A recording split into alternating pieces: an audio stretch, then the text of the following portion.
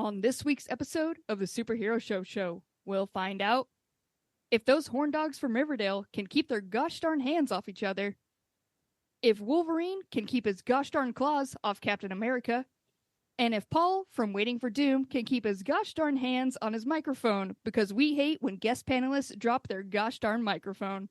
All that and more on an all-new episode of the Superhero Show Show.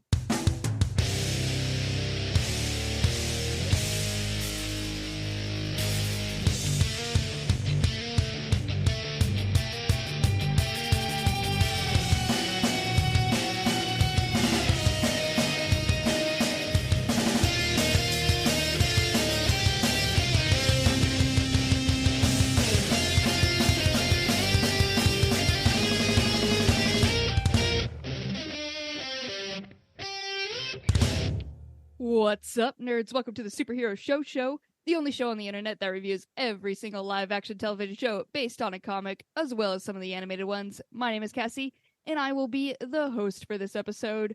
I do not do this by myself, though. I have brought some friends in to do all the heavy lifting for me. First friend I'll introduce is, of course, Ryan. Friends or co-hosts? Friends. Friends/co-host. Friends. Ryan, we've been over this. You are not a co-host. Okay. Friend. Okay. We're not. There is. If I'm not a co-host, am I just the straight up host? No, you are not. There's. No, I'll do it. I'll do it. If you want me to do it, I will do it. You will host? Yes.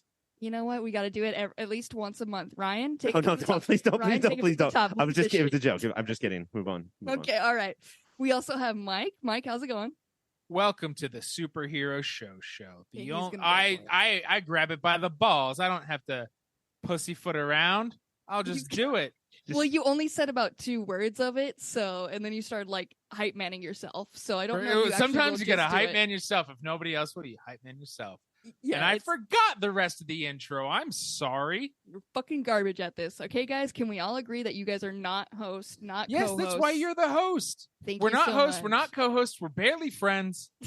Don't even like you guys. Straight up, honestly, fuck you guys. If we were the co-host, would you say that we're the co-host with the mo-host? Is that a phrase that you would utter? With the mo-host? Yeah. Absolutely, yeah. You would say that bullshit? Please make us the co-host then. Okay, guys, for just like a hot minute, you are allowed to be co-hosts, all right? What? Co-host with? Co-host with what? Co-host with the mo-host. Okay. I like it. Mike and Ryan. Thank you so much. We also have an extra special friend here. We have Paul from Waiting for Doom. Paul, how's it going? It's awesome. It's such a privilege to be here. I know what you guys do and how long you've been doing it. It's very impressive. And, as far as you've got all these shows and you watch them and you talk about them. And I mean, I've been to different parts of the world. That's got to be one of the worst jobs in the world. And you guys do it constantly. Mm-hmm. I would rather shoot dogs in Chernobyl than what you guys do. So it's so rare that the guests recognize us as the heroes we are. So thank you so much for this. Not the heroes they need, the heroes we actually are. Yeah, but I got very excited because I thought I like watching superhero shows. I can watch The Flash and I can watch Superman and Lois, and then you sent me what was on this week. So not this week, buddy. To be let's be fair though. Originally, I thought that our main event tonight was going to be Gotham Knights, and that would have made you quit the show. A real delight. Yeah, for you. All of us, not just Paul. All of us would have quit the show. So it sucks that we can't talk about Superman and Lois, a legit average show. Not average. That show rules. A really great 2.5-star show, but we don't have Gotham Knights tonight, so that's fine. He already started off so bravely when he said, I thought I would get to talk about The Flash. He already had the bar so low and so willing, and we already disappointed him. There are people in Thailand whose job is to sit in the back of the garbage truck as the garbage is collected, and they do it on 105-degree days. And I think their job is better than watching all these shows. That hurts my heart, but also fills my ego. I think a way to, if you're going to watch every TV show based on a comic book, I think that it's very similar. You could describe it as sitting in the back of a truck as people throw garbage at you and you just catch the garbage and it's always 105 degrees. I exclusively watch my TV shows in the back of a garbage truck. It's the proper setting. But for you, it's always 98 degrees just based on what's in your AirPods. Yeah, I don't listen to the dialogue. It's just sweet, sweet Nick Lachey and his friends. Or his co-host with the most. Is that what other members of boy bands are? They're just co-hosts with the mohos? With the most. Paul, you've had a little taste of this. If I were to say to you we were looking for possibly another host, would you at all take up the application after this 1 week of trying it? No, I would run screaming. Yeah. Great. I would move to a cave. I'd become Amish to avoid that. You ever seen the cover of Rage Against the Machine's first album? No, I'm too old for that. It's very famously that monk that immolated himself. Yeah. That's Paul if we asked him to be the co-host. Whoa. You've already said no, so at least we know that right out the front. This is our one shot with Paul here. But we do, guys, even though we've already shit talked this episode, we do have a great episode coming up. Tons for of you good guys. TV. So much good TV. Incredible commentary, I'm gonna guess. We can make great podcasts based on bad TV. That's what we do week after week. And coming up, we will be talking about, we got some episodes of Titans for you guys, and we have a fun cast spin.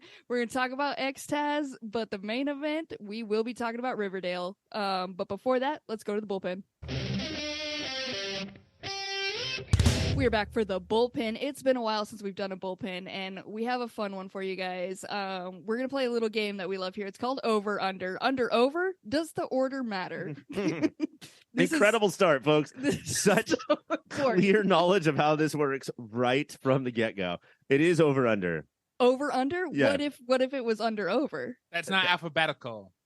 Fair enough. I will take that reasoning. Thank you, Mike. It's a betting term, of course. Us here, we know we know betting so well. But I will throw out some topics, some ideas to you guys. I don't know, what do you call these things? Premises. Great. Some thesis will be thrown out to you guys. And I want to know, Ryan will set the over under number. Mike and Paul, you guys will choose either over or under that number. And we're gonna keep track of these, and each of you are putting $100 on each premise. Is that what we're saying? A bare minimum 100. Oh, you can raise it. You can go up. Raise it. Yeah, you can't go up. Oh, good. I stole a lot of copper pipe yesterday. I am ready to bet high. As long as you've already cashed it and you have the cash, I can't take straight copper pipe, but I can take cold hard cash. All right, I got a guy. All right, perfect. All right, our first thesis. We got Paramount Plus is reportedly making a TV series based on Galaxy Quest. If star Tim Allen returns to his role in the TV show, what is the over-under on how many jokes he will make about the aliens being liberal snowflakes? Ryan, please set this over-under. I'm so excited for if he returns to this, because just everything about this guy makes me laugh. Have you heard Cassie when he's like, do you fucking love that? I fucking love it every time. Do you cry, honestly? Do you cry like tears of joy? I know it's coming every time, but I'm just like, I gotta have it. I need it. I need my hit. I'm gonna set the amount of Last Man Standing level jokes from Tim Allen per episode at 3.5. 3.5 per episode. Yeah. Okay. All right. Mike, are you going over or under 3.5 jokes about liberal snowflakes an episode? Over, for sure. He used to only make jokes about how bad he was at being a husband, a father, and a toolman. And now all he makes jokes about is liberal snowflakes.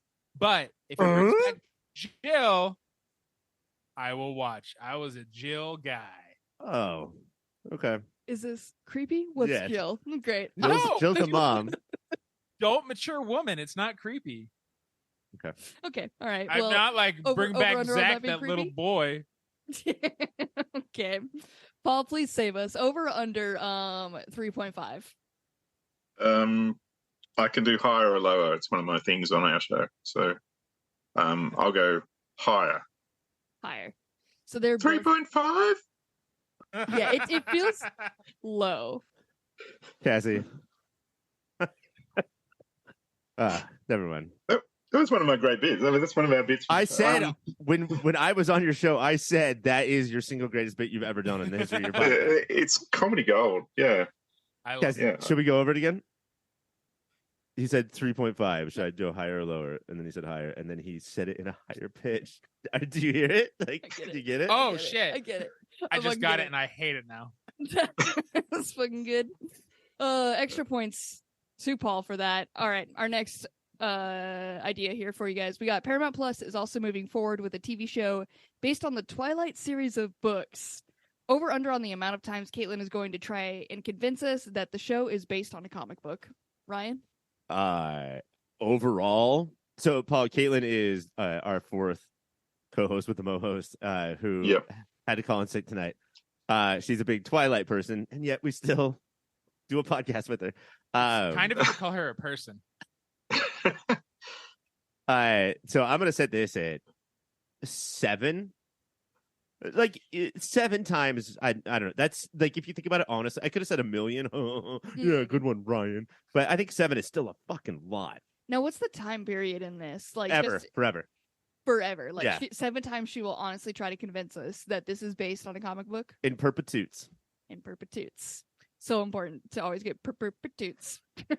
Mike, over under 7.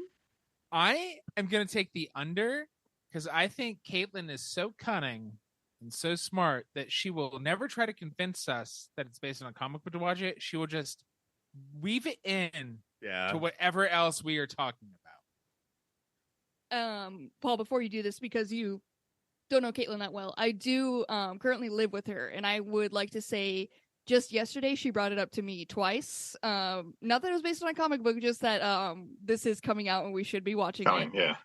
Okay. And that was in one day. So just take that information, some insider trading for you happening here. Also, important point here. Cassie very pointedly said, currently live with her. As if that's right now. This fucking show comes out, we will have to see. Also some insider knowledge. I think she currently owns 15 Twilight shirts, all bought within the last 2 months. So okay. Just take that with however you will. Over under. Yeah, well, I don't mind going last. That's fine. I would say that over. She is clearly a person with no common sense, an idiot person. So probably can't detect, when to stop. It doesn't have the social cues, sort of. Yeah, I would say more. So, 12, 14 times a week, something like that. And he's never met her. That's crazy. Never met her, but he gets her on a deep spiritual level. It's insane. Yeah. Yeah, I think you're definitely on the right track here. All right, our next one we got. What is the over under on the amount of us that will watch the big Power Rangers reunion show set to debut on Netflix? Ryan? So when you say us, I'm going to include us 4 and Caitlin. So okay. 5. Yeah. And I'm going to put the over under of people who are going to tune into Netflix to watch all of the 65-year-old Power Rangers be on a show together. I'm going to put it at 1.5. I'm sorry, out of all of us? All 5 of us. I'm going to put it at 1.5. You're a fucking idiot. Paul, you don't have to go last. I'll let you set the over under first. Just know, I did say he's a fucking idiot. I don't know the background, but I'm going to watch it so people think I'm younger. So, yeah, I'm down with the kids and the Power Rangers. No, all the kids will think you're super hip because you watched the new Power Rangers reunion show. Yeah. It's like the Friends one, except they're not friends. There. The Rangers. I hope that's a line. I'm not here to make friends. I'm here to become Rangers. All right, so we got already one. Yeah. That's for sure over. Mike, what are you going with? What is it when you say yes? I completely agree with that number. Oh, you can't do that. That's it's my job to pick a number where you cannot do that. I guess 1.5 would be hard. Yeah. I was going to say somebody falls asleep halfway. I'm going to take the over. I worked with somebody who used to work on that show, so I have to watch it to see if they do not bring up Alpha 5, aka my close friend Romy, then I'm going to burn the whole thing down. Is that the one that went ay ay ay ay ay? Ay ay ay ay ay. And when we worked together at a fancy restaurant, anytime we got overwhelmed, she went ay ay ay ay ay. And I went, that's the line. I love it. I mean, celebrity. Whenever I podcast with LA people, I hope they name drop, and you've really brought the magic there. Look, I'm sorry I didn't work with Amy Jo Johnson, the Pink Ranger, who is not back for the reunion special. By the way, who's not back. I know that clearly. AJJ not there. Wow. Yeah, right. There's a pink one? Oh, Paul, pink as shit, buddy. There's a pink one. I wanted What to is be that? it. This is terrible. Yeah, Ryan, you set that way too low. You know we're all going to be watching this. Apparently, you're the only one who's not going to watch this. Okay, fine. I should have said it at everyone minus me. You That'd should be have. 4 mathematician. 4. We got 2 math guys on this one. Always here to call us out on math. That feels good. We're bloody math scientists. Truly. All right. Next one for you guys. We got, after Paul's appearance on tonight's show, what is the over-under on other Australians we will have on the podcast? Ryan, do you know any other Australians? Of course I do. Based on how it's going so far, I'm going to say 0.5. Great. All right. Sounds good. Paul, you're a bit of the expert here, so I'll go to you. Over-under. Most Australians don't know about podcasting technology, so, it's going to be hard to find someone else. Fair enough. So you're going, what'd you say? 0.5. 0.5. Yeah. 0.5. I'll go lower and say 4. 0.4? Oh, is that high? No. I only went to school on Fridays because it was sport day. I don't know. Didn't learn nothing. Yes. 4. You get lower. Perfect. Mike? I'm going to take the over. By the end of this year, every member of 5 Seconds of Summer will guest on this show. Or I quit. We are almost halfway through the year. You're feeling confident in this? We need how many guys? That's 5 guys? 4 guys? 5 Seconds of Summer, I assume there's 5 guys. How about Yeah. this? They each Like, claim 1 second of summer. if we don't get 5 sauce on the show, you have to chug 5 sauces from 5 guys. Yes. Wow. Okay. No, this is supposed to be a punishment, Yeah, bro. he's so excited. Yes. I just like I love ideas. sauces. I'm into sauces. You know I'm a sauce bro. I know, but sauces are for like adding to other foods, not just for chugging. Well, I can chug them and then swallow a bunch of French fries. I guess that's true. Good call. Nobody can stop me. I can stop you. It's because I have another thing to throw out to you. I got HBO Max has rebranded to Max.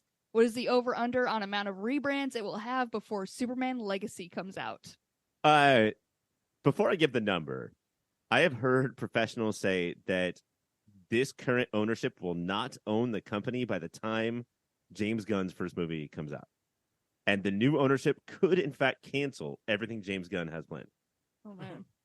So I am going to say amount of rebrands. I mean, I guess 0.5, right, is what I should go with. I'll go with 1. Ooh, he's feeling spicy. Yeah, A I'm whole feeling number. spicy right now. Gave us a whole number this time, everyone. Mike, over-under on that. I'm going to take so far over because their reasoning for Discovery and HBO are combining. So HBO Max, we're going to get rid of the HBO because HBO has connotations. Yeah, the connotations are quality. They wanted to get rid of the connotations that people expect to watch something very good when they go to this service. So yeah, I think this guy is going to get his ass kicked out very soon. So over. Yes, because they're going to go to Max, and then they're going to be like, well, we can't go back to HBO Max. That would be silly. So now we're going to be HBO plus 5. And then they're going to be, that's stupid. We're going to be HBO Super. Are you being swilly? He's shooey. Watch for Amazon, Apple, and Disney, maybe, but Amazon and Apple to make plays to take this whole thing down. Yes. Yeah, that makes sense. Paul, over, under, or higher, lower, 1 rebrand.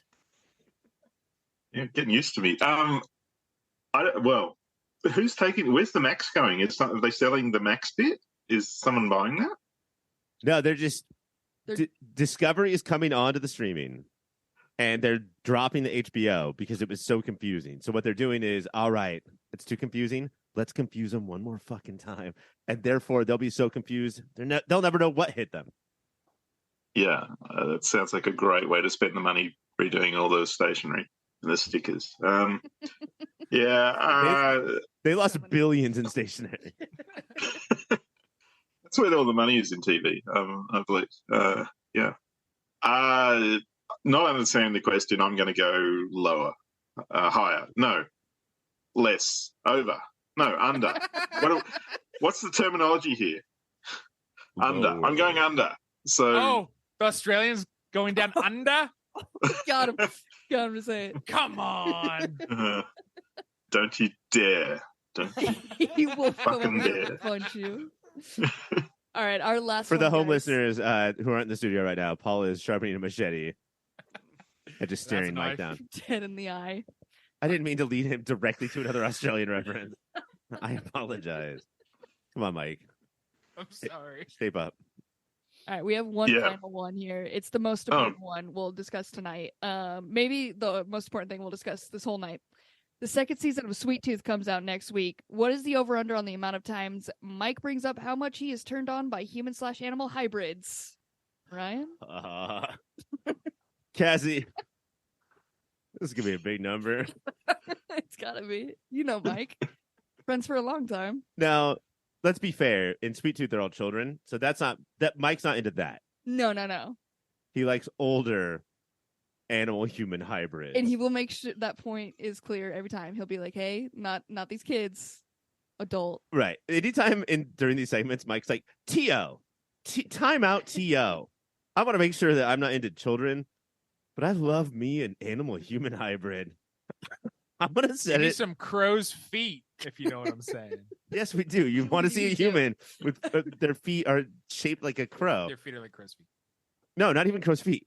Crows. Just walking Crows. around on And two crows. They got wrinkles around their eyes. Sure. I'm going to set this at 29. Sounds fair. Paul, you've only gotten to know Mike for a little bit of time. I are lower on 29 times that he will be turned on by a human-animal hybrid. Well, I believe he likes Batman, so he's already down that path, Yeah. isn't Sure. he? Yeah. And Man Bat. And Man Bat, yeah. Good call. I'll go 40. 40, yep. Oh, yeah. Hell yeah. Hard Yeah, over. yeah, He's yeah. hitting that Yeah. over hard. He's Did I doubling set it too down. low, Cassie? I think you I fucked set it up. too I think low. you fucked up. All right, Mike, you're the expert on yourself here. What are you going with? And this is a weird part of gambling. He's also in control of how many times he says it. But yet, is he in control? No, that's like an impulse. Yeah. It's just gotta. Yeah. No addict is in control. Clarification question. Is this an episode or a season? I was What are we saying forever, in perpetuips, as we say. Bert to Toops? I will take the over. Yeah, Jesus Christ. Yeah, obviously. But again, not the kids. No. we made it clear. T.O., not the But kid. if there was a half deer, half man who went to the gym every once in a while, yes, I'm mopping up the drool. All right. That was an incredibly successful bullpen. Thank you guys so much. Ooh, bullpen. Yeah, Mike, calm down over here. We are Get going to it. go on to our main event right now. He's thinking which of a is- half bull, half pen? Half pen. I guess. Like a hybrid ink pen? This guy's horny as shit. Let's go ahead and talk about Riverdale. On this week's episode of Riverdale, we're still in the good old 1950s, which means parents and principals are more judgmental than ever. Jughead and Ethel are freed from jail when they come up with alibis thanks to a Jug and Veronica team-up that leads to some train car cha-cha. Meanwhile, Archie and Cheryl did not have sex, so now it's time to get married to each other forever. Tastebuds, I ask you this. How is Riverdale doing at using its time jump to hold a magnifying glass to our current society? I mean, I think great, but I'll let somebody else go first. Why? I mean, did they just go, we don't like the current stuff, so fuck this shit, we'll go back in time and start again? And because it feels like the fourth episode of the entire series rather than the fourth episode of the seventh series. I don't understand. I don't know why I have to explain this every episode, but it was normal Riverdale with murders and witches and ghosts, and a comet was about to hit the city, but which Cheryl, not witch Cheryl, like it was this Cheryl, but like Cheryl that was a witch did this to the comet and she saved everyone, but they all went back to 1950s. Nobody has their memories except for Jughead. It's a simple TV trope. It's And clear. he doesn't have his memories either because Tabitha, who is an angel, not the Tabitha who's in the 50s, wiped his brain so he would not be miserable. Right. by hitting him okay. with a jug in the head. That's a tale as old as time. I understand. It is. It's one of those like hero's journey. Everybody does it. It's Star Wars. I think why this works for me is what you said, Paul. This feels like the 4th episode ever. It's not bogged down by 7 years of what the fuck. Mike, can I use some Mike parlance? Can I speak as Mike and interrupt you at the same time? Please Is this do. Ultimate Riverdale? This might be Ultimate Riverdale. Do I call things Ultimate a lot? No, what Marvel did. Yeah, I'm talking about Yeah, comics, dummy. This is Ultimate Riverdale, and I got it. Soon everybody will have the powers of Jughead, just like everybody had the powers of Hulk eventually in Ultimate Marvel. Yeah, man, that took some weird turns. It is like, okay, we now are the original viewers who were kids when we started to have kids, and they are lost. Let's make it easier. And it's so fun to see the new combinations. Archie and Cheryl, that's crazy. They're both redheads. I guess they won't have sex but have to be married. When Jughead and Veronica smooched, I ran around my room. I was so flabbergasted. I loved it. It does feel it's refreshing because they set the craziness off at the beginning. The premise is the comment, now we got sent back to the 50s, and now we just live in this 50s universe. Like there's nothing out of the ordinary. There's nobody getting high on Jingle Jangle while they play Dungeons and Dragons. Like we're chilling now in Riverdale. The craziest thing that the original Riverdale did was make Archie a rock star, like a singer. And then at one point he brings that up and Cheryl's like, what the fuck did you just say? Why would you go be a folk I'm sorry, singer? a folk singer? I can't wait till they bring up when he was attacked by a bear twice, potentially. Will they ever address why he looks like a 40-year-old? Never. It's the 50s. If you watch 1950s movies, That's true. even the teenagers look like they're 47 years old. Because Teenager Dumb was so new then that they weren't. They didn't know they were supposed to get younger yet. I did just watch the Buffy the Vampire Slayer the movie starring the late great Luke Perry, and I never put it together until watching Luke at that age. Him and KJ Apa do look eerily similar in their face, and I finally was like, "That's why they fucking cast this kid." It's crazy. I was like, "Go watch the Buffy movie." Again, because now he's playing, I guess, even dumber in the 50s. Like it's really working for him now. I don't know He's why. just KJ8 now. Sorry, is this Luke Perry from the OC? That Luke Perry? Oh, No. R.I.P. to our fallen. From 90210. 90210. Slightly north of the OC if you're going on the California geography line. It's so important to know where it is exactly in the geography. I'm just trying to piss off Ryan. That's all I'm doing. Because I was just pinching one nut as hard as I could, so I didn't have to yell. You rose about an inch in your seat and you looked unhappy. No, Luke Perry was on an incredible but far inferior show to the OC called 90210C. 90210C, is that a thing? Is that a skit? Is that anything? Could we have pitched that to 90210 CD. Yes. Oh shit, he knows our whole catalog. Oh my god. Live with that, Mike. Now feel at ease while you do this podcast. But this episode we do have, it's mainly dealing a lot with our gay Sex. characters, sex, and our gay characters just suffering essentially. But not is it Kevin? Kevin Keller. Kevin gets a little bit like Kevin has acceptance on this one. I was like so happy that Kevin got a good storyline in this one, and also like he's getting some good coming his way. Yeah, Betty says, Kevin, if you're not gonna fuck me, then we're done. Mm-hmm. And he's like, I'm waiting until marriage. Betty walks Who in. among us hasn't dumped somebody because they said that? Betty walks into the bar, sees him dancing with a boy. Not like dancing like In the club. Yeah, but like slow dancing romantic. Betty confronts him and says, I saw you at the club last night. And he was like, well, I don't know what you saw, but we were just messing around. It's all for jokes and laughs. It was all for shits and giggles. When my head was on his shoulder and a single tear was coming out of my eye. We were fucking with each other.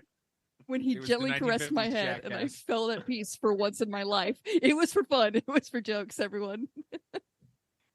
But when Betty was like, no, it wasn't. Kevin was like, no, it wasn't. Yeah. You're right. And then we get Betty, who's reading this book, and she's like, "Hey, I read a book and I understand about you and how you like men now." And I was like, "What was in that book? What told you? What knowledge did this book share with you?" But she becomes fine with it and is just like, "I'll help you." Well, the other thing I think that the show is doing too is that whatever your authority says, whether it's cops or parents, and this has been the thing between all seasons of Riverdale, whether it's in the now or the 50s, is whatever the parents and authority says, the exact opposite is true. Mm-hmm. So when, when Betty's mom says to Betty, "Oh, it's just a phase. You should marry him and have kids with him." Mm-hmm. Because he's gay. It's up to you to turn him not. Right. Then Betty's like, "Oh, you know what? The opposite is true. Now I'm okay with it." So it wasn't just the book. It was also Betty Cooper's mom. Well, and that's the mom then burns the book.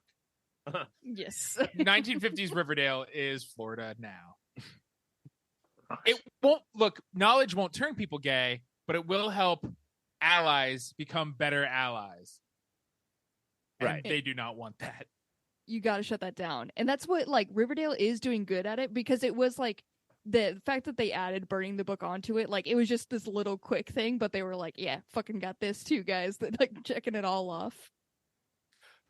Paul, what is your history with the Archie universe? Not even modern Riverdale, just Archie in general. Are you familiar with this stuff?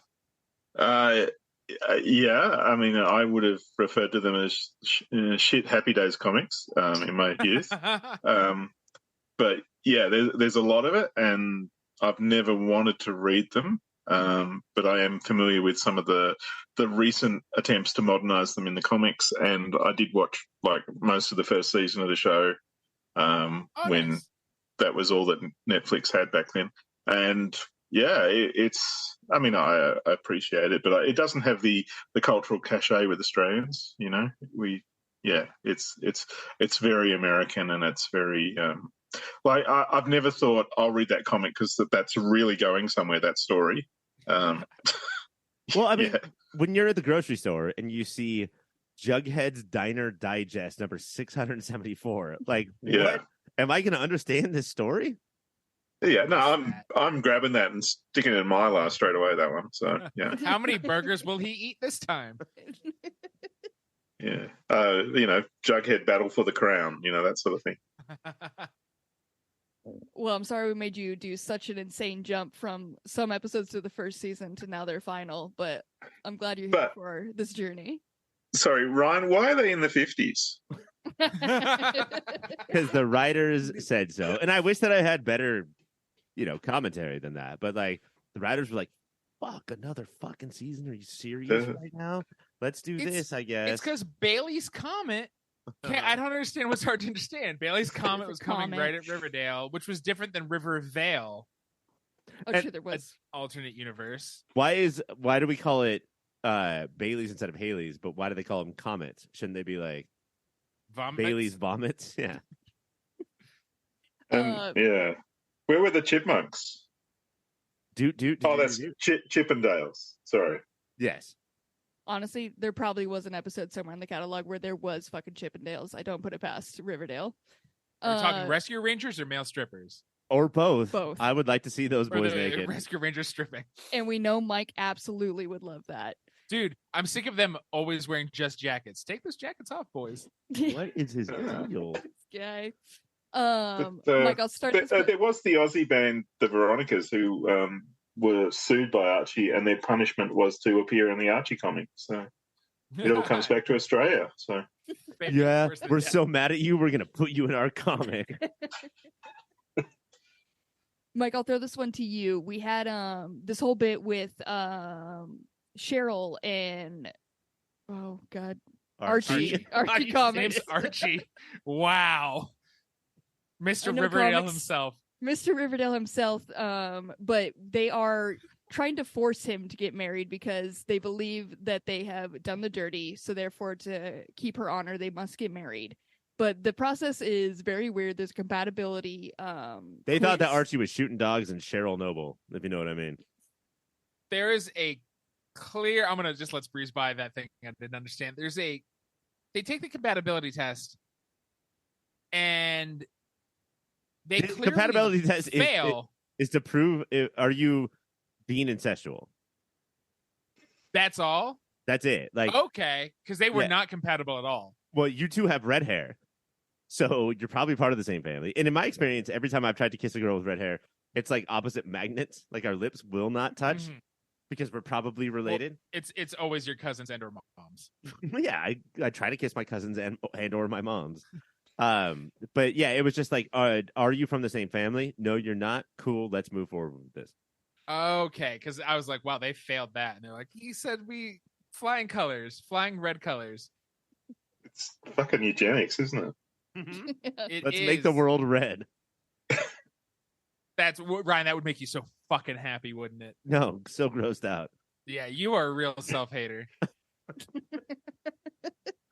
How come everybody else gets to hate gingers, but when I do, it's something about my personality? I don't hate them. Okay. I like them almost as much as I like half people, half animals. No. If Jesus was a ginger, would he be a ranger in a manga? Mm. Paul's speaking my language. I don't like how you said that. But yeah, those are pretty much the two main plots. We do have the people getting out of jail. Yeah, so Ethel and Jug. Ethel and Jug. is Veronica and Jughead making out? Is that grossing you guys out, or is that like, No, yeah, guys? I'm weirdly into it. Yeah. Also, It I was love that weird, but it was weird, which is why I'm into it. Unexpected.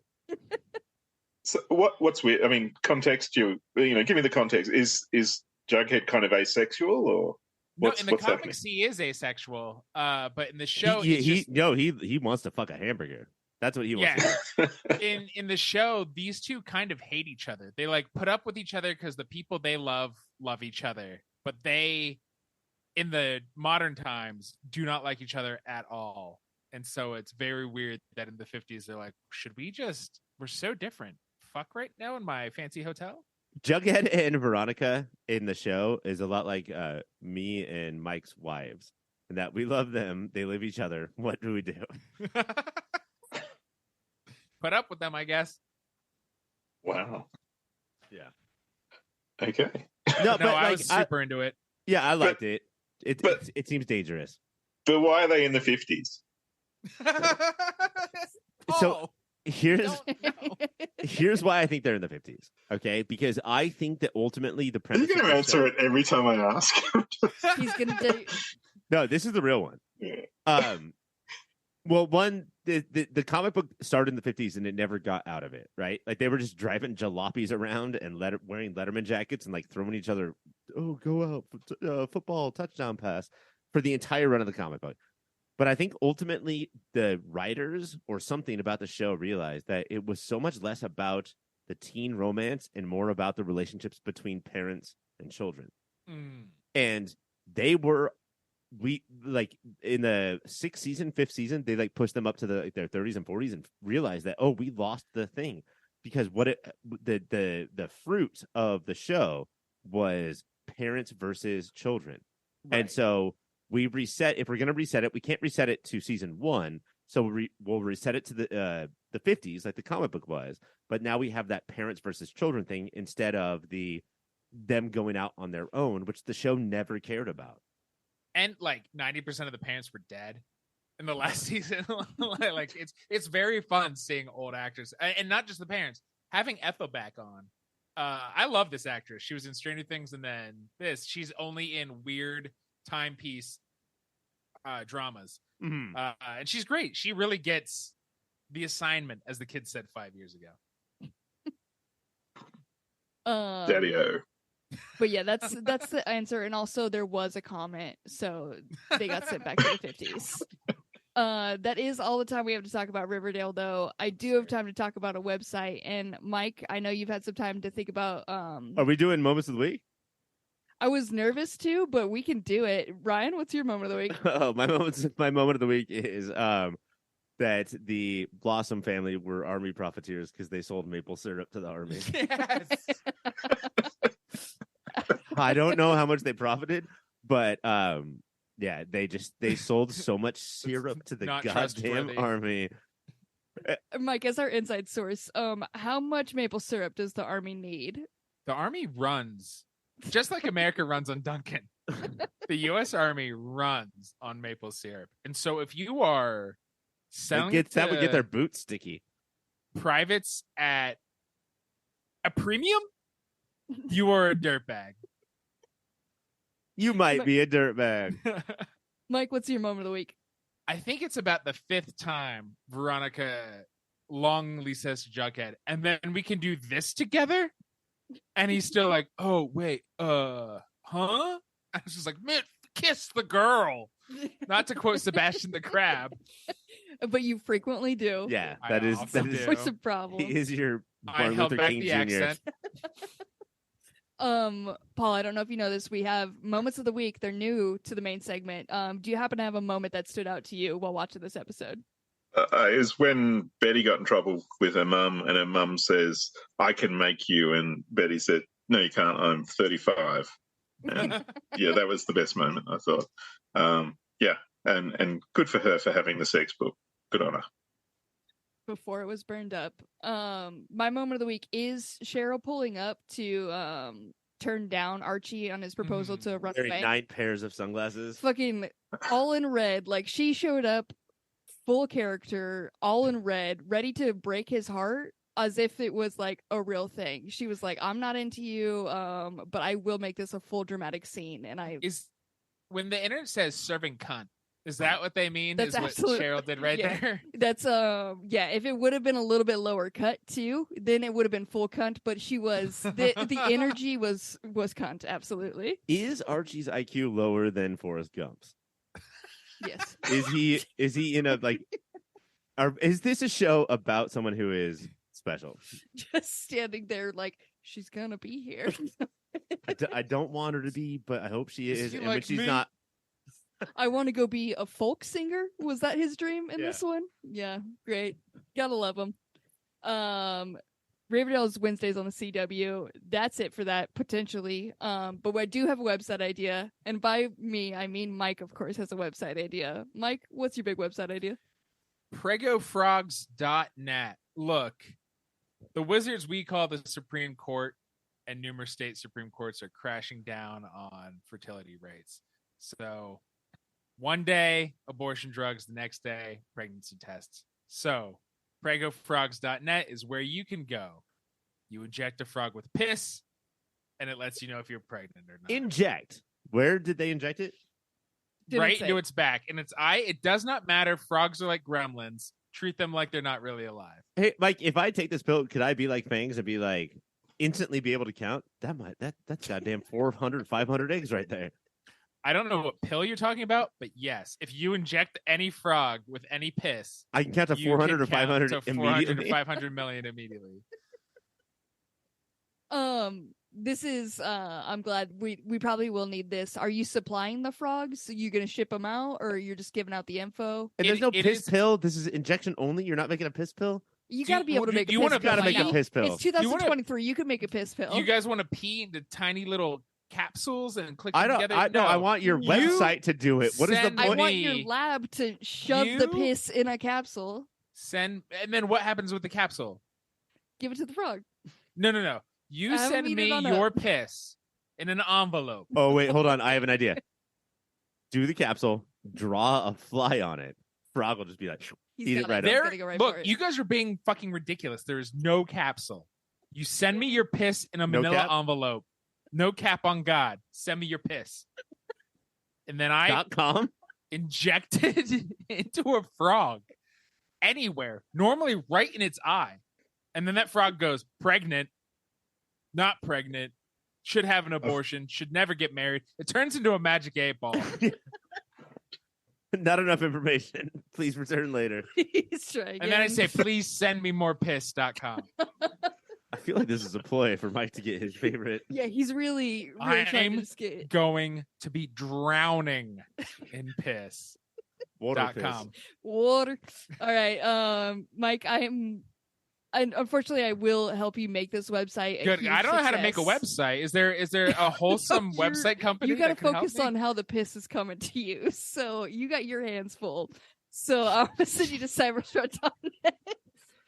They'll help you build the website while you're busy. That's because they offer premium hosting that's specifically built for WordPress. They handle security, maintenance, backup, speed optimization. They'll even migrate your website for free, Mike. They work hand in hand with you, and unfortunately, in this instance, that means they will help you make this piss website. Work in hand and piss cover to hand. This is the last one. Cybersprout This is pulling it. the plug. That's it. Thank you Also, so our must be much. website so- logo is- They must be so happy with the quality of their promotions they get through you guys.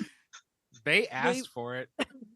They love us, and they will love your business. Cybersprout.net, your partner for a digital world. Coming up next, it's the pull list.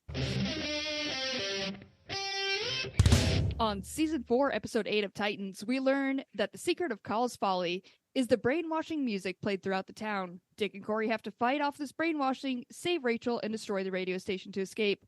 Episode 9 focuses all on Beast origin and destiny, and is an episode full of cameos and clips from other shows, including The Flash, Stargirl, Swamp Thing, Shazam, Harley Quinn, 1978 Jonathan Kent, the Teen Titans Go Beast, all ending with Beast waking up in the Doom Patrol mansion. Taste Paul, I ask you, are you excited for this crossover? I didn't even know it was coming. You guys tricked me into watching Titans, and it just happened to be the most important Titans episode ever, possibly, since the first one with the Doom Patrol, maybe. But yeah, the first step was just your standard stuff. There was, a radio station, blood tubes going into it, playing middle of the road 70s songs that are fairly cheap to put on your show. And yeah, I was surprised that it was still the same old crap. And, this comes back to my comments about shooting dogs in Chernobyl being preferable to this. But the next episode with them, so they wrapped up Cole's folly and Brother Blood and his mum and all that sort of stuff. I think it's over. There was a big fight in the church, and it had really good sound design. So the sound effects were pew, pew, pew, pew, pew, just to cover that so you don't feel like you missed. Yeah. But the next episode was all Beast Boy all the time. So it had Beast Boy waking up in a cave, and there's Freedom Beast, which is the less racist version of Wana Beast from the 1950s comics. So this ties in most of this is ripped off from the Animal Man comic by Grant Morrison that started in 1988. And So good. yeah, as I said, buckle in, kids. This is going to be a lot. So Wana Beast's powers is he can get two animals and merge them together when he's wearing his helmet, which sounds like the ultimate fuck around power. To me, like he has a lion bat in his cave, and it growls and then flies off, and that's cool. But wouldn't you just spend all your time grabbing animals and shoving them together? Like sloth You are ants and speaking my language, Paul. yeah. So what's the sexiest animal you can make based on what's around? You'd break into a zoo and just go mental, wouldn't you? So I would. yeah. But he's doing that sort of charm. Pardon me, taking a drink. There's a lot. He's going to go through so much, so fully prepare. I got too excited, I'm sorry. Yeah, but basically he takes Beast Boy on a shamanistic journey through his powers and says that you're connected to the red, which is a rip-off of the green from Swamp Thing, but all animal life is connected, not just across the world, across the universe, and across the multiverse. So everywhere. And then Beast Boy suddenly says, I can navigate all this, and he goes off in the multiverse, and he gets sideswiped by Grant Gustin's Flash, and then he sees lots of portals, and he sees Swamp Thing in one. Grant Morrison shows up and does a callback to the Animal Man comic where he says, I can see you, can you see me? Which is trippy as fuck. And then he finds out that, he lands in Stargirl in Blue Valley and meets Stargirl. And this is the worst bit of dialogue I've ever seen in anything ever. But she says, where are you going? She says, I'm trying to find my family. And she says the most logical comment after that with, oh, family is important. Like, not where are they? Well, she's always got to teach something, and family is important. Yeah. Was Dominic Toretto not available? I don't know. But, But then back off into the multiverse he goes, and he he hears Harley Quinn's voice from the animated. He sees Beast Boy from the cartoons, and and bounces around a bit, and then eventually lands in Doom Manor, and Cyborg, comes over and recognizes him and says, "What are we going to do?" And that's the end of it. But it doesn't tie into Doom Patrol where it is now, because Cyborg still has his cyborg bits all over him. So it doesn't even mesh up. But I believe the next episode of Titans will all be about the Doom Patrol. Maybe, I don't know. And there was an end credit. Watch this. Yeah, it was very disappointing. I had to tell people, hey, you know how you all ignore Titans? It's time you can't. You've got to, talk about it. So, yeah, and family's important. So, yeah. I just can't imagine like watching this, waiting for Doom Patrol, if you will, and you see it, and then Cyborg is the one. Oh. Yeah, and there was an end credit scene with Gar and Cyborg eating waffles. So, always which good. is a throwback to the cartoon Teen Titans Go, where they get enthused about food a lot, I believe. So it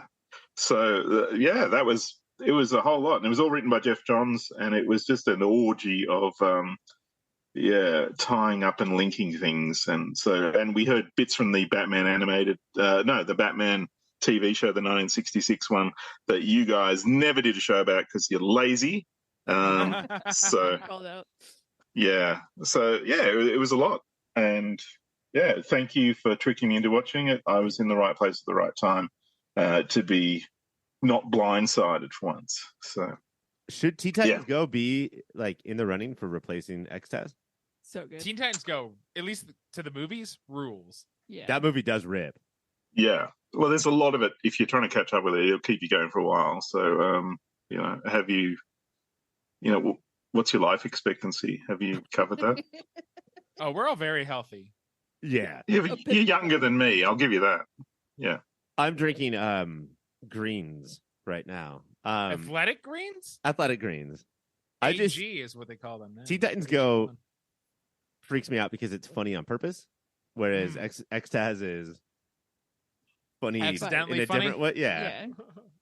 It still is very good, though. I think it'd be a good contender. Paul, this episode, when I was reading it, it was insane to read and impossible to comprehend. Watching it, were they doing too much, or was it enjoyable? Enjoyable is a strong word, I understand. Enjoyable is not the word that you want for this show. I would say the last 10 minutes were enjoyable, but it was more a case of, oh no, they didn't. Oh yes, they did. It was like that. So, but that makes sense. If you want to watch any of it, watch the last 10 minutes of 9. Was it 9? 9, and that's 8. Absolutely the way I prefer to watch Titans. Is just the last 10 minutes. Last 10 minutes, yeah. That's more than you'd normally want to watch. Yeah. In the midst of all of that and all these great episodes we made you watch, do you have a moment of the week between either of these two episodes? Does it have to be these? Can I talk about Succession or something? Or? Absolutely. Yes, to Succession. Fuck off. No, it was really good. The moment of the week, there's a bit where there's an evil scientist experimenting on an animal and just being an absolute prick. And it's Juba the ape, and he has basically taken its skull cap off and it's got its brain exposed and infected it with anthrax. It's just a good old scientist party. And Freedom Beast, with his merge powers, merges the scientist with this dying animal, which is, fucked up and cool and good, and straight out of Animal Man Volume 1, Issue 4, I believe, which written by Grant Morrison. That was a good moment and messed up. But, it was worth it for the tie-ins to the Doom Patrol. Like, they basically said that Niles was the one who purposely infected people with Sakusha, which is why Beast Boy got his powers, and that was part of Niles, searching for eternal life for people. So as part of his quest for whatever it was back in season 1 and 2, I don't know. It tied things together in a way that is, curious because it's too little, too late. But good on him. I'm glad there was at least some purpose for you in this one. I want Doom Patrol, or I'm sorry, Titans season 4 to come out on DVD, and it says Paul from Waiting for a Doom. The pull quote is too little, too late. They put it as big as possible. Too little, too late, but good on you. Titans is Thursday on HBO Max or just Max, however you want to refer to it. It's Max now, Cassie. You have to get used to that. It's Thursdays on Max. Also, you're now Caxi. Honestly, into it. Coming up next, we got to talk about X-Taz. Welcome to X-Tasmania, bitch, a mini show within a show where we take an in-depth, episode-by-episode look at Fox's seminal and underrated early morning soap opera from the mid-90s, X-Men the Animated Series. This week we watched Old Soldiers, and guys, when we start off, it opens up with some old soldiers at a grave. It's right out there, right out the bat. They let you know what this is. The lead guy, the one that eventually talks to Wolverine, his uniform, like, have a tailor adjust that, dude, because he is bursting out of it. Don't wear the uniform anymore. You're Yeah, from it's World okay. War II, brother. Like, you can wear your normal clothes to this to say goodbye to your friend again. Be in jeans and a tucked-in T-shirt like everybody else from your generation. Yeah, jeans, tucked in t-shirt, suspenders, MAGA hat. That's how we do. Or Beast's very chill outfit of full trench coat. If you're going to a graveyard, full trench coat. Yeah, but those trench coats are typically 3 children trying to pretend like they're World War II soldiers. We already confused Wolverine with Beast in this episode. So what's happened? That's on me. Thank you so much for having some accountability on here. Thank you, Paul. It's Paul is Wolverine. Marvel accountant. He's like, Cassie, I noticed in minute 74. You fucked up here. Thank you so much. I need it. But to be fair, last episode, That's what they were the same. Beast Wolverine out. Yeah, it fucked me up. 2 episodes ago, Wolverine ogred out and to look like Beast. So everything's confusing right now. You don't see color. I get it. Yeah. And that's big of me, so thank you. It's bigotry, yes. But That doesn't really work, but yeah, good. There's already, like, once we get this opening and we see that Logan is also there, we are instantly get thrown a lot at us. That, like, there's this gravestone, he's very angry at it, and then we How cut dare to, you kick it before I get my vengeance? yeah, he's so mad that he didn't get to at least punch this guy before he died. Man, I just one last punch before he died would have been awesome. That's before my grandpa died. I fucking socked him in the face. Are you guys graveyard people? Oh yeah. What does Really? that mean? Okay. Nothing weird, Mike. Oh yeah, but expand on it. Nothing weird, but what do you mean? Do you go to like the grave sites of your fallen family? Ew, no. No. But I do hang out in graveyards. Paul, do you go to like your parents' grave sites and like, I don't know, say hello and goodbye? Well, way to open some wounds there. No, I don't actually. I don't associate their gravesite with their life, and it's just a marker. So, I mean, I'm more comfortable with memories and photos, I guess, than a location where their remains possibly reside, depending on the quality of the funeral home. Yeah, is that like is it like a dying trend? Like, I can't imagine like. So I've got 4 dead grandparents and 1 dead parent. I can't imagine like being like. Do you wish your grandparents were dead? Keep going. I'm sorry. I can't imagine going to their graves. I mean, like, what up? Or because of when they died, what's up? Well, you gotta greet them properly. If they're cremated, you just like do a little bump, snort. Well, yeah, I still have their urn. Think of the memories then. Yes, which they're all in their urn, which I call Ernest Goes to Nostril, and I do a little snort every once in a while. You're really putting the taste in taste buds right now. It's an ashy, chalky taste in the back of your throat. Is that why I'm so ashy as a person? That's why you're so ashy. How much ash I consume? I'm sorry, Cassie, what were we doing? Yeah, let me bring this back to X-Taz. So he's not snorting the cremations, but guys, the other reveal, he's in fucking Paris. We just kind of pan to the right. 1944. Wolverine says the most beautiful thing that Logan has ever said. You stole the joy of Paris away from me forever. That was like the opening to like the most beautiful romantic novel that was ever yet to be written. Like, you stole the joy of Paris. I'm so sorry. I love when you're remembering at the grave of a fallen foe that you're angry at to start 2 days before you meet them is how I remember people.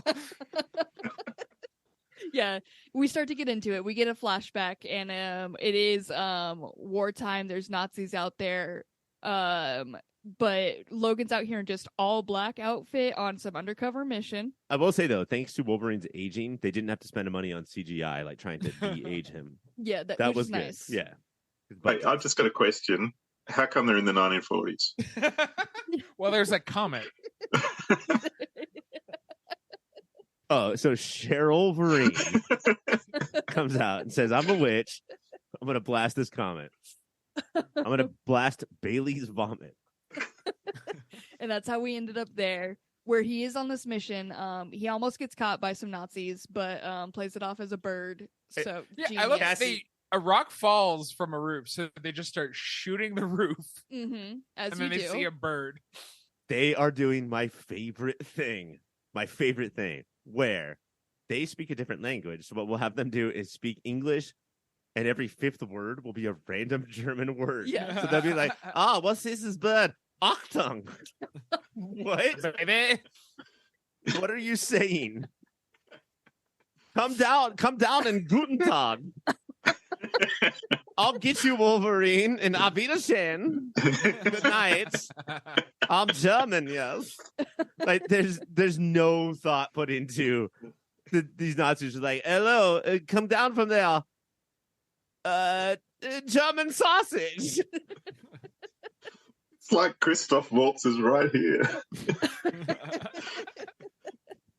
But we do see why he's out sneaking around. He gets past them, plays it off his bird. Plays it off his bird. Plays it off his Classic bird. So Wolverine move. But he is out on a secret mission where he has to go to a little hideout. This girl brings him in and then takes him to this older guy, and it's so important. Whoa. Gets into a bakery. Yes. Says the keyword. And then the secret hideout, the secret stairs are underneath a rack of pies. Big old rack of pies. And they treat that rack of pies like they throw that thing around. Furious. I can't believe none of these pies fell off. Treat those pies gently. Seriously, and they did not. They didn't even cover back up the hole. Like, they had no, once they were down there, they said, fuck it. If they find this place, they find it. It's all good. But I was like, I have some worries about you guys, but okay. But that's when we're down there. We do meet this soldier who Wolverine cannot call Soldier Happy, but apparently is Soldier Happy, I guess. His name is Happy. And it's like his Christian name. His Happy. Christian name, as if he is Happy Hogan from 2008's Iron Man. His nickname is George, but his Christian Only name to his is close friends. Happy. Mr. Happy. The mission for that he gives to Wolverine is you got to get the scientists back from this other location. It's super hard to get to, and also you will have a partner, which Wolverine just loves the fact that he's gonna have a partner. Look, if you're in an undercover mission and somebody's like, "You'll have a partner," what about them? Well, I'm going to tell you shit about them, but you're going to love them. That's not a good mission, man. That's not good intel. Like, how do I know who it is? Yes. Where are we meeting up? Doesn't matter. You're gonna fucking love him. But he does. After this, he's like, fine, I'll do it. And out in the halls, or the streets is also what the halls are known as. He's back on the streets. The streets of Paris, which is ruined for Wolverine forever. He gets in a little bit of trouble after trying to save a kid from some Nazis. And that's when we see who his partner is, who comes and saves him. It's no one unless... But it's Captain America. I'm too excited to say who it was. How did he get back in time? A comet. It was a comet, yeah. It was a He comet. rode in on the comet as if it was some sort of nuclear missile, like Slim Pickens.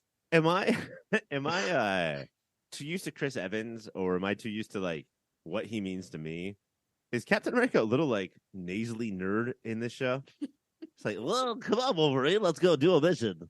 Yeah, the super soldier serum hasn't fully hit his throat up yet. his super soldier septum. Yeah. Yes. Also, once they save this kid, Cap hands him a baguette, which is like Yeah, feels French so good. racist. What the fuck? French people love their goddamn long bread. Like this No, the kid already had the baguette. He was running with the baguette when the Nazis found him. Okay. No, this Captain yeah. America has a bag of baguettes that he keeps around. I know how to make friends with the French. I love when I have my groceries are a bag of baguettes with like one broccoli sticking out. Yes. But like, is it true? Can you really, Mike? You're the bread guy on the show, yes? I love bread. Can you really like knock a motherfucker out with these baguettes? Like, are they really that hard? They're that stale. Yes, if you eat them wrong, you can knock them right out with them. Like So a the French baseball will bat. just like, I'm gonna. The French will just like, I'm gonna let this cheese and bread rot till 1 second before it's You disgusting. never know when your food will need to be a weapon. Yes, so you let it harden as much as possible. Is that why all French cars have that button where it's like release the cheese and then the cheese spills Exactly. out of the back of the car and then all the other cars behind it fly all over the place? And the cheese stands alone.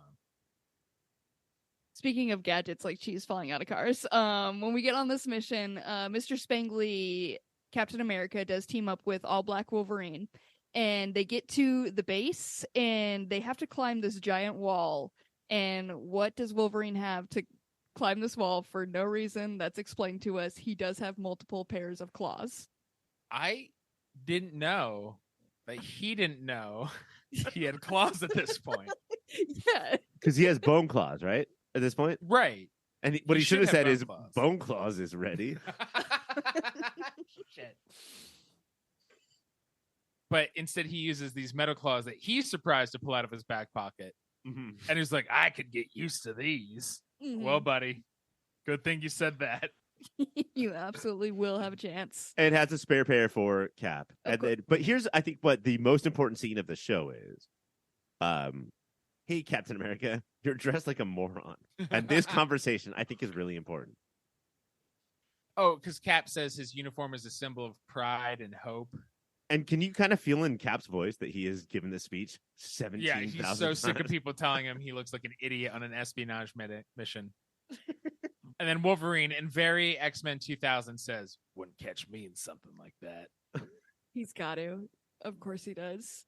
But they make it up the mountain. They do get into this, I don't know, secret mansion thing. And they get to the scientist, and he is, of course, building a giant robot because what else would he That's be what doing? scientists do. It's his main mission.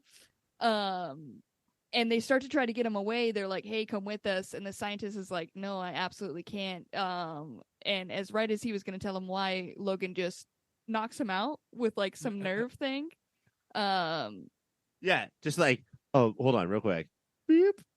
Captain America's like, you have to tell me where you learned that. Yeah, and he's out cold. But he does get his time to alert everyone. We get all these Nazis coming after them. And right when there's too many of them, they get captured and they get taken to Red Skull. We're getting everyone, guys. Real quick, time out. Paul, can I talk to you about Captain America? Is he just like a normal pop culture hero at this point? Or is he eye-rollingly like Captain North Korea, like holy shit, propaganda? I'm probably the wrong person to ask because I'm a nerdy man. So I've always appreciated Captain America. But yeah, there is a sort of jingoistic nature to Captain America that not everyone appreciates outside of your country. Yeah, What? But yeah, hate to say it. But I mean, patriotism in Australia is very different because, you know, if you fly an Australian flag in Australia, we mostly assume you're racist. So, yeah. We think that Which, here too. Yeah.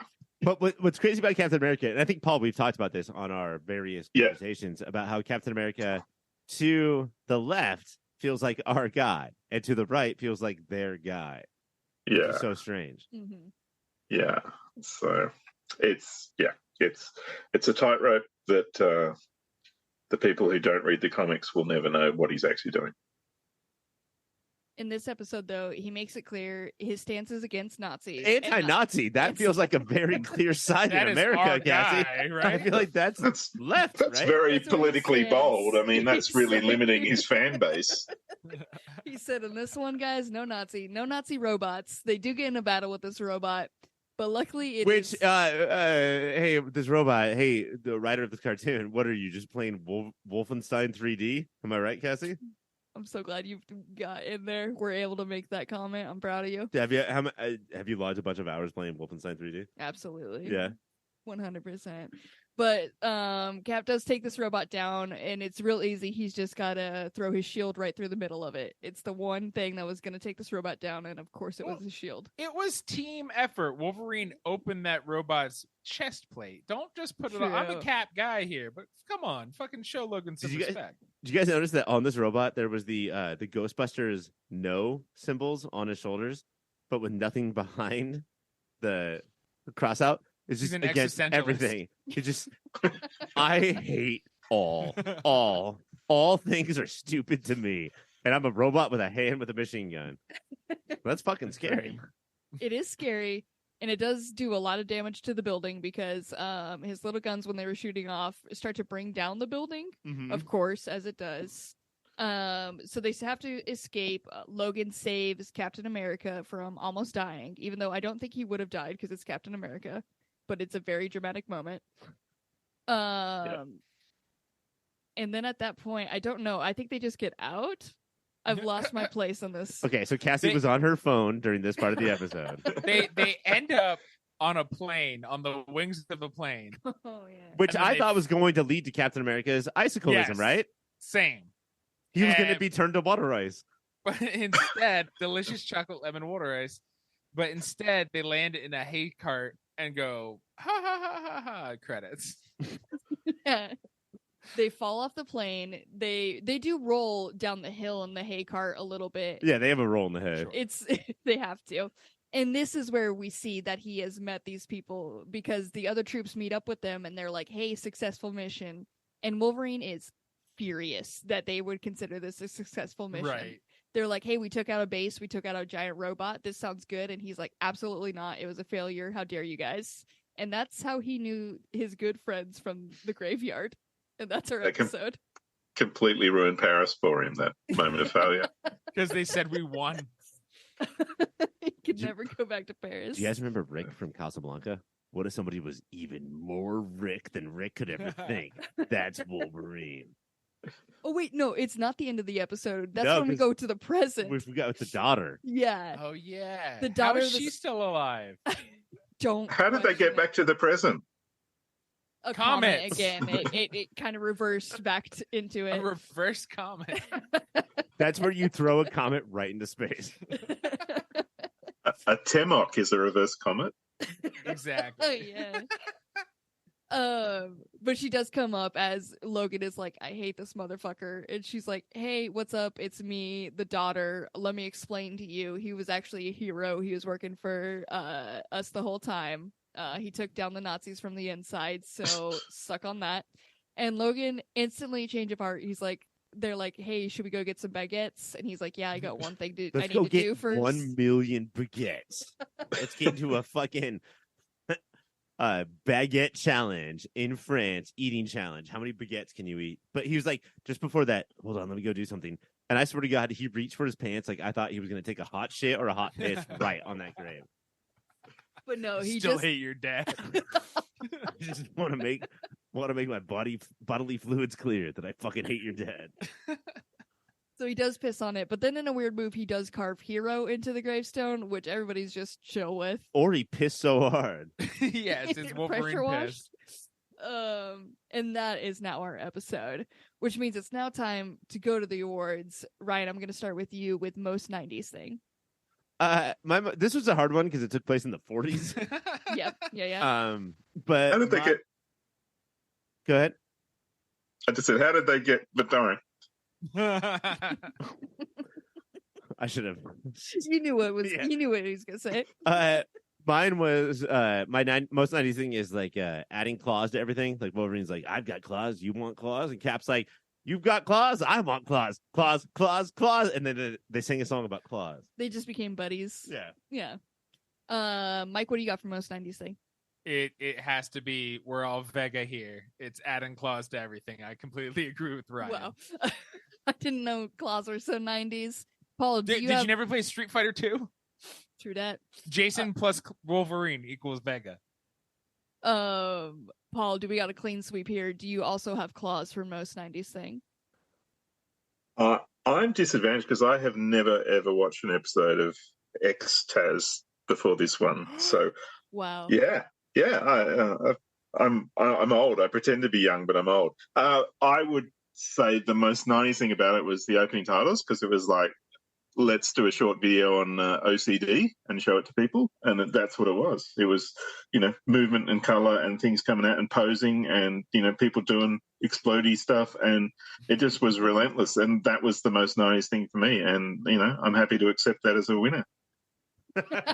Guys, that's the move That's you so could've big done. of you. You guys could have been playing that move this whole time. All you have to do is accept it as the winner, and I have to. You guys are fools.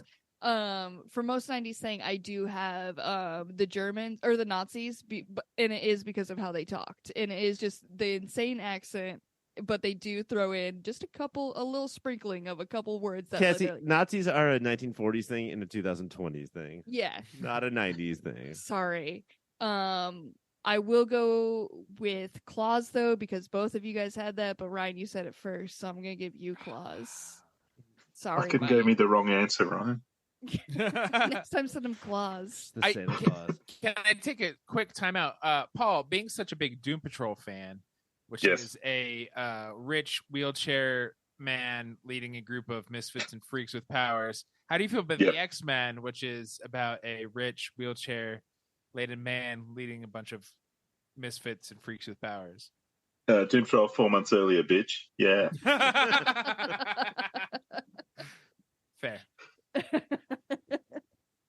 All right, let's go to best gasp line. Mike, what do you got for it? Cap's face. So my gasp line is the face that Cap makes when the Red Skull says the professor is a Nazi with them. Is just like jaw as far dropped as it could possibly be.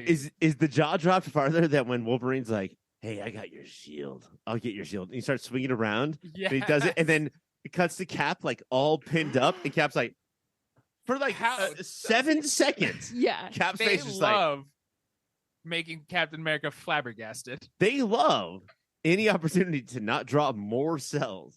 They cut to it so many times. Like we were out from them even being like tied up, and they were like, throw it in there. I don't care. At this point, like the budget's borderline, like they erase Cap's mouth and they put somebody else's mouth in it, and Cap's like, well, hello. Like that orange that talked in the early Yeah. 2000s videos. Look at it. What is happening with you, Wolverine? I love you. You're my brother. I don't know. Hello. He was for sure gasping. Paul, what do you got for best gasp line? When the baguette was recovered, it was the magic. Those French fucking love that shit. If there was a Trainspotting is an Irish movie, Scottish. Close. If it was French, it would be about baguettes, and they're all just hooked on fucking baguettes and just inject Baguette that spotting. baguette into my veins. Right, not to derail you from that, but what is your best gasp line? Wait, hold on. You didn't want to I derail don't, me. I don't want to. It's like begrudgingly that I am. My guess was, of course, Cassie, when Wolverine's down and there's not much that can happen, he's about to die, and that fucking shield comes in and hits every single motherfucker in the room. Yeah. That reveal did get me. There was a bigger reveal, and that was when we revealed we were in Paris. For no Wait, the city that's been ruined for me forever? the way it just casually like moved to the right and there's the fucking Eiffel Tower. Beautiful. I had to gasp. It's the Big Apple. It's the Big Apple. No, Ryan, it's pronounced the Big Eiffel. The Big Apple. I feel like for me the other time I gasped was with the Cap reveal, but actually Paul's right with the baguette because What? it's So no Cap? no Cap, it's that baguette. 100%. That point goes to Paul. Our next one is Yes. best use of power. Paul, what do you got for it? It was Trapeze Wolverine when he used the sex dungeon mechanism to swing himself around. Do you understand the amount of thigh power that because like he swung the shield directly towards his Bazalzis, and he caught it just before it hit his balls with his thighs. This is clearly the best use of power we've seen in the series. They really the animators really let you know that his thighs were beefy on this one. They were like, yeah, this takes thigh work. That shield was 1 inch away from it going da-doing and his eyes crossing. All right, Ryan, so yours is obviously... Yes, it is that catch of the shield with the thighs. Uh-huh. And Mike, what do you got? It's clearly thigh power. There's a reason all of us caught on to it. Other powers were sort of impressive, but that rocked it. Cassie, you're going to walk into a room like 6 months from now, and it's just me and Mike whipping shields at each other's balls, trying to catch it with our thighs. Trying to get this move down. Absolutely is the best use of power. Paul, you said it first, though, so that point goes to you. Our next award is LVP. Ryan, what do you got for it? Red Skull's fight trainer. This bitch swings and misses 4 times in a row. I don't even think the Captain America is doing that much. His fight trainer was like, all right, first of all, you got a red face. You wear the greenest jumpsuit you can possibly find. And then you signal that you're about to punch as hard as you can, and you whiff. And like his fight trainer is the LVP. Fair enough. Strong point. Mike, what do you got for LVP? I'm used to robots at least being sort of intimidating. And this chud of a 1940s robot can't do shit about dick. It is awful. It is a pretty bad robot. As far as robots go, what is this? J.J. Abrams production company? Bad robot? Sorry to interrupt both of you, but I'm not. No, it had to be made with that. That's what J.J. Abrams would do. It absolutely needed to happen like that. Paul, what do you got for LVP? The pigeon. The pigeon took the fall for the rubble falling off the roof. Acted as a stool pigeon, if you will, to get Wolverine out of that particularly pickly jam. That pigeon is the bravest pigeon I've ever seen. We salute that pigeon. LVP, you guys, I can't believe I'm the only one to say this. It's the Nazis. Oh, shit. So virtue much. signaling. Trying to get more Twitter followers. It's so important to me. There were a lot of good soldiers on both sides in this. That is Paul. That is from @Waiting for Doom. This podcast is called Waiting for Doom. Mike, I am gonna give that one to you though, because honestly, that robot was taken down too easily. He had 2 I'm against everything things on his shoulders. I'm gonna get those tattoos. Doesn't make him a good robot, Ryan. Our final one is MVP. Mike, what do you got? I'm going to give it to Wolverine, not only for, hey, claws rule, here's some claws. There's my favorite line of any episode of the X-Men, the animated series ever. You stole the joy of Paris away from me? It's not that one, is second. Is Wolverine starts fighting a Nazi and goes, you and what army? And then a bunch of other Nazis show up and he goes, stupid question. And that legit made me laugh out loud in a way I think they intended for the first time ever in X-Tez history. I wish I could have been there. I know it was a hearty little chuckle that came. Yeah. I bet it was a big boy laugh, I bet. Paul, what do you got for MVP? MVP, it's the Nazis, because every time the soldiers showed up, they would just stand there for a couple of seconds and give everyone time to respond and attack them first. Every time. It was like, we've got these guns that shoot bullets extremely fast, but we will wait a few seconds every single time. Mm-hmm. I mean, they have to. It's in their rule book. Yeah, I mean, I'll always pick the Nazis and everything. The Australians love Nazis? So crazy. Ryan? It's Captain fucking America. Okay. Let's do it right. Mm-hmm. He wears the costume. He throws the shield. He knows what to do. He always makes the right decisions.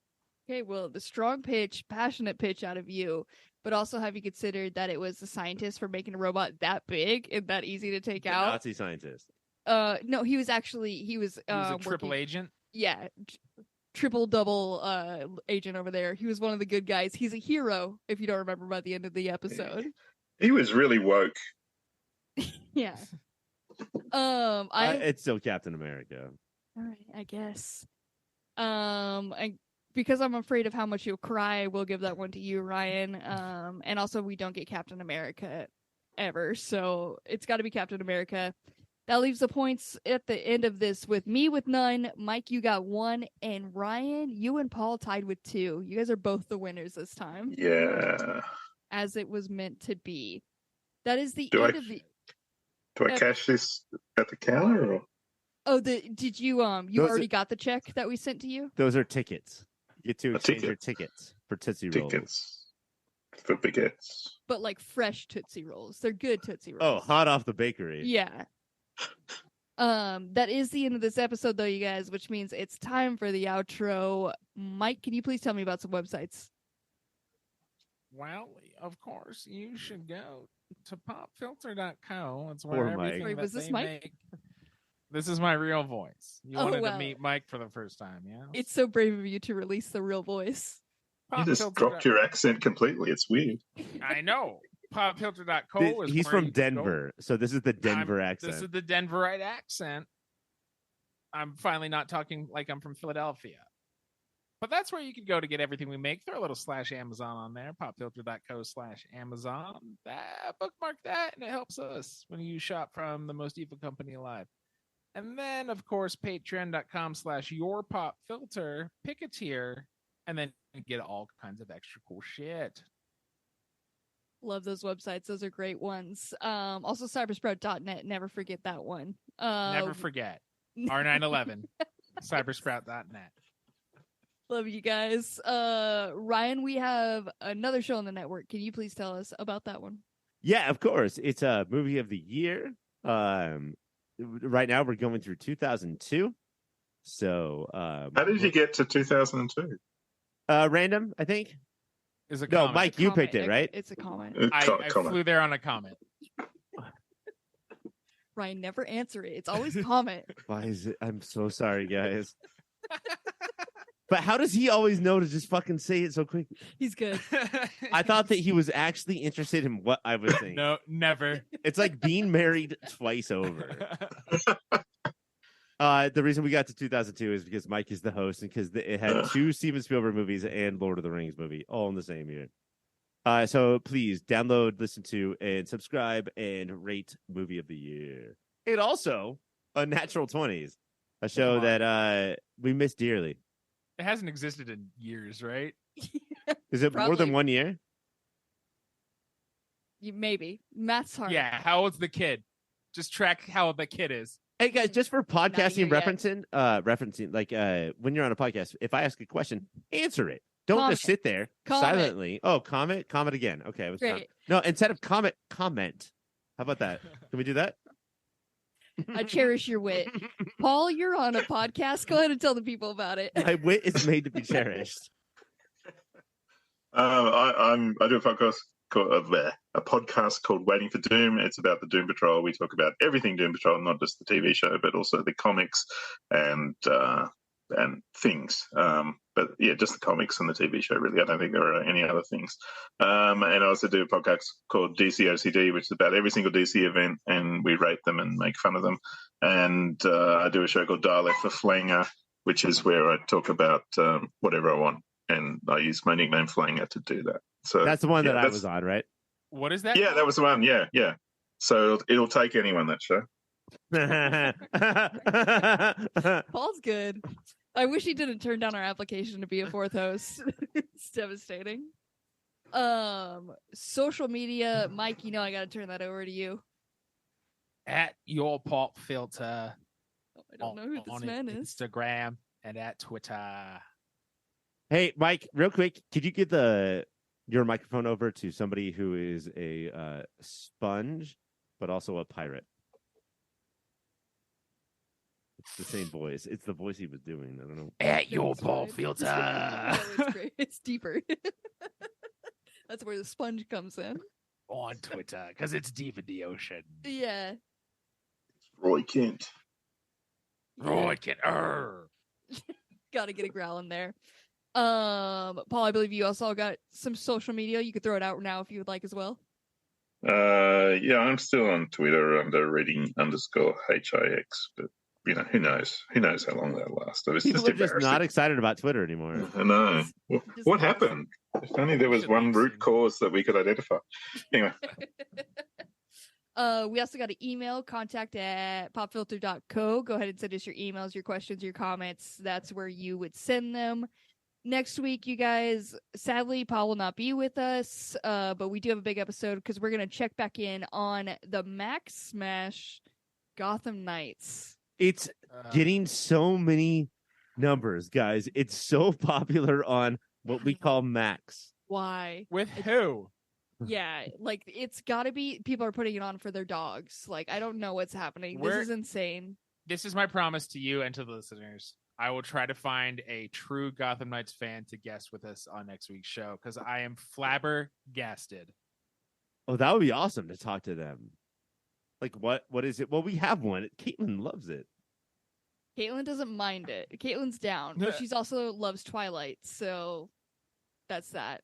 But that's what we got going on next week. For Mike, I'm Ryan. For Ryan, I'm Mike. For Caitlin, I am me. And for me, I am Paul. Bye, everyone. bye. Sorry, it's a rhetorical bye. Sorry, I fucked it up. Sorry. The No, it was rhetorical important. bye. We have to restart the show.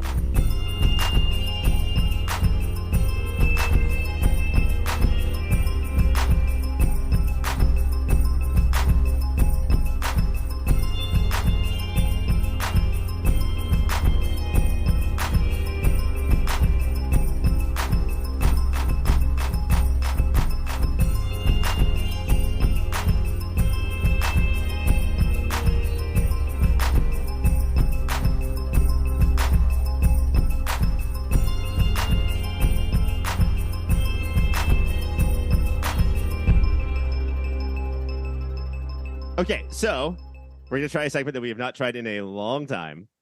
It's called Over Under. Cassie's going to throw out an Over Under or a premise. I'm going to give the Over Under, and then you two are going to take sides and argue if you want the over or the under. Okay. Now, Mike, you notoriously don't understand how this gambling works. So Well, I'm we're glad it's been a decade since we've tried it.